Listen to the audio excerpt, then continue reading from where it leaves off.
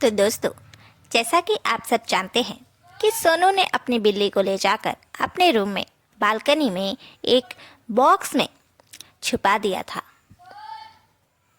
अब जैसा कि सोनू की बालकनी में कोई भी आता जाता नहीं था, क्योंकि वहाँ बहुत सारे पुराने सामान पड़े थे, तो सोनू बिल्कुल निश्चिंत होकर रात को अपने कमरे में सो जाती है।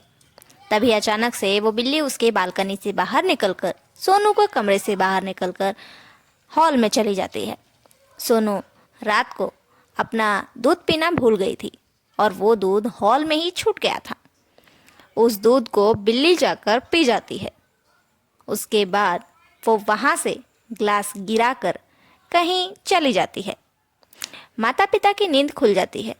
वो लोग जाकर हॉल में देखते हैं तो वहाँ ग्लास गिरा हुआ था। वो लोग आकर सोनू को देखते हैं तो वो तो सो रही थी। देखने के बाद कुछ देर के बाद वो लोग वापस अपने कमरे में जाकर सो जाते हैं। तभी अचानक सोनू की नींद खुलती है और वो अपनी बिल्ली को जाकर देखती है तो वहाँ तो थी ही नहीं वो। सोनू चिंता करके अपने कमरे से बाहर चली जाती है बिल्ली को ढूंढने के लिए, पर बिल्ली उसे घर में कहीं नहीं दिखी। वो घर से बाहर जाना चाहती थी ताकि वो बिल्ली को ढूंढ सके, पर तभी उसकी माँ वहाँ आ जाती है, उसे रोक लेती है।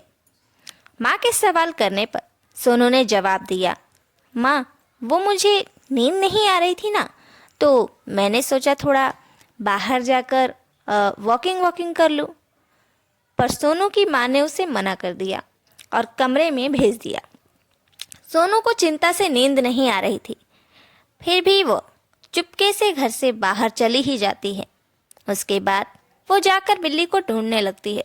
ढूंढने के बाद कुछ देर बाद बिल्ली खुद ही सड़क से घर की तरफ चलकर आ रही थी। सोनू उसे पकड़कर वापस लेकर जाती है और अपने बालकनी में छुपा देती है और फिर आकर बालकनी का दरवाज़ा बंद करके सो जाती है। फिर सुबह होते ही सोनू सबसे पहले जाकर बिल्ली को देखती है कि वो अपनी जगह पर है तो सही। बिल्ली वहीं थी, सो रही थी। उसके बाद सोनू अपने कमरे से बाहर आती है और सभी लोगों के साथ आकर फ्रेश होकर हॉल में बैठ जाती है। उसके माता पिता चाय नाश्ता कर रहे थे, उसने भी चाय नाश्ता किया। ये सुबह संडे की सुबह थी। दरवाजे की घंटी बजती है, तभी सोनू जाकर दरवाज़ा खोलती है तो उसे सामने भंगार वाला दिखाई देता है। तभी सोनू की माँ आती है और कहती है, आइए भैया, मैं आपको भंगार दे देती हूँ। सोनू ने सवाल किया, ये कौन सा भंगार? इनको तब सोनू की माँ ने उसे बताया कि जो तुम्हारी बालकनी में कितना भंगार पड़ा है वही इनको देना है। अब देख तेरे स्कूल भी चालू हो रहे हैं, उसके बाद तो तुझे पढ़ाई भी करनी होगी ना, और तुझे तो बालकनी में पढ़ने में कितना आनंद आता है, इसलिए मैं तेरी बालकनी को साफ करने के लिए भंगार इनको देकर और बालकनी साफ कर दूंगी। चलिए भैया, ये सुनकर तो सोनू के पैरों तले ज़मीन खिसक जाती है। वो सोचने लगती है कि अगर उसकी माँ ने ये देख लिया तो वो उसके पापा को बताए बिना रहेगी नहीं कि उसकी बालकनी में बिल्ली है, और उसके पापा तो बिल्ली को घर में रखने ही नहीं देंगे। सोनू ने अपनी माँ को रोका, मम्मी मुझे वो भंगार नहीं हटाना, आप मुझे बालकनी में पढ़ाई नहीं करनी है, मैं रूम में ही पढ़ाई करूँगी। बालकनी में ना लोगों को देख देख कर मेरा पढ़ाई से मन उठ जाता है, मन नहीं लगता पढ़ने में, प्लीज़ वो भंगार मत भेजिए। सोनू की माँ ने कहा, ठीक है बेटा, तू घर में पढ़ लेना, पर कम से कम बालकनी को साफ तो करने दे, उसकी वजह से बहुत मच्छर आने लगे हैं आजकल घर में। अब सोनू बुरी तरह से फंस चुकी थी। क्या करे ये सोचने लगी। सोचते सोचते उसे अब एक अतरंगी सा आइडिया आया। बस उसने अपने पैरों में मोच आने का नाटक किया।